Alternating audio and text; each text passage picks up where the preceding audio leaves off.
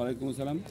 আজকের বানারীপাড়া উপজেলা প্রশাসনের নির্দেশক্রমে উপজেলা মৎস্য বিভাগ বানারীপাড়া উপজেলা সন্ধ্যা নদীতে ঝাটকা সংরক্ষণ আপনার প্রতিরোধ কার্যক্রমে আজকের এই সন্ধ্যা নদীতে অভিযান পরিচালিত হয়, মৎস্য অভিযান। সে অভিযানে আপনার চরঘেরা, কারেন্ট জাল, চায়না দুয়ারি আরও অন্যান্য জাল জব্দ করা হয়।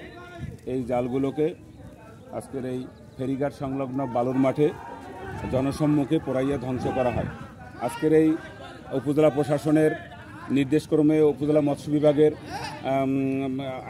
অভিযানে অংশগ্রহণ করেন উপজেলা মৎস্য দপ্তরের কর্মকর্তা কর্মচারীবৃন্দ এবং আমাদের এখানে আজকের এই জালপনে গণ্যমান্য ব্যক্তি এবং জনসাধারণ উপস্থিত ছিলেন। এবং আমাদের এই বিশেষ করে আমাদের 1 নভেম্বর থেকে 30 জুন পর্যন্ত ঝাটকা নিধন প্রতিরোধ কর্মসূচি উপজেলা প্রশাসন এবং মৎস্য বিভাগ যৌথভাবে পালন করে থাকে।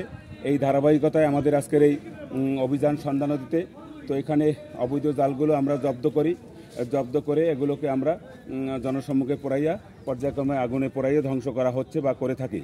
তো সেক্ষেত্রে দেখা যাচ্ছে আজকের এই ইলিশ সম্পদ রক্ষার জন্য আমাদের যে কার্যক্রম সেটা চলমান আছে এবং আমরা আপনার কার্যক্রমে প্রতি শ্রদ্ধা রেখে আমাদের বাজার মনিটরিং, মাছ বাজার বানারীপাড়া উপজেলার বিভিন্ন মাছ বাজার মনিটরিং করা হয়। সেখানে বলা আছে যে 10 ইঞ্চি ছোট ঝাটকা আমাদের জন্য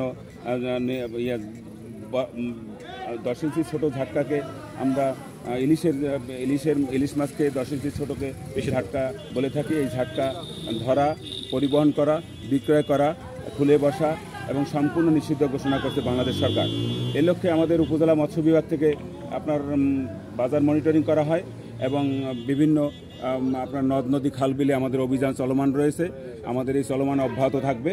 আসসালামু আলাইকুম। ওয়ালাইকুম আসসালাম। আপনারা দেখতে পেলেন প্রিয় দর্শক, বানারীপাড়া উপজেলা প্রশাসন এবং মৎস্য মন্ত্রণালয়ের আওতাধীন যারা আছে অধিদপ্তরে তারা কিন্তু খুবই অ্যাক্টিভভাবে কাজ করে যাচ্ছে এবং আমরা চাচ্ছি ঝাটকা সংরক্ষণে এই কার্যক্রম তারা অব্যাহত রাখবে ও দূর ভবিষ্যতে যেভাবে হয়েছে তার চাইতেও আরও সুন্দর করবে।